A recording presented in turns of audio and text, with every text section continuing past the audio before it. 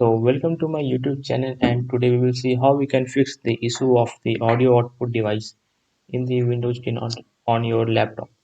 So first let me tell you what the issue is. So I am connecting my headphone and now we will see what's the issue. And let me open the sound settings so that you can see what happens. And so let's wait for a couple of seconds. It connects.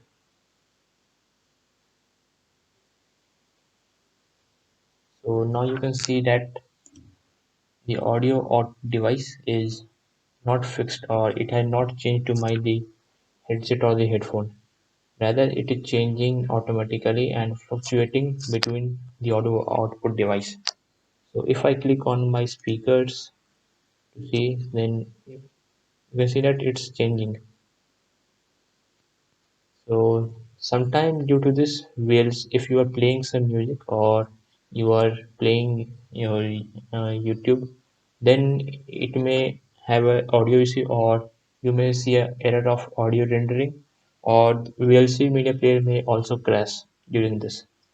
So what you can simply do is to remove the issue is that, and now let's go to fix this issue. So you can simply disable the device which is of no use, like the Intel display audio here, and it's of no use of mine, and that is only creating problem. So let's go to the manage settings and then to the device managers, and now you can go to sound, video and game controllers, and then you can see your three devices.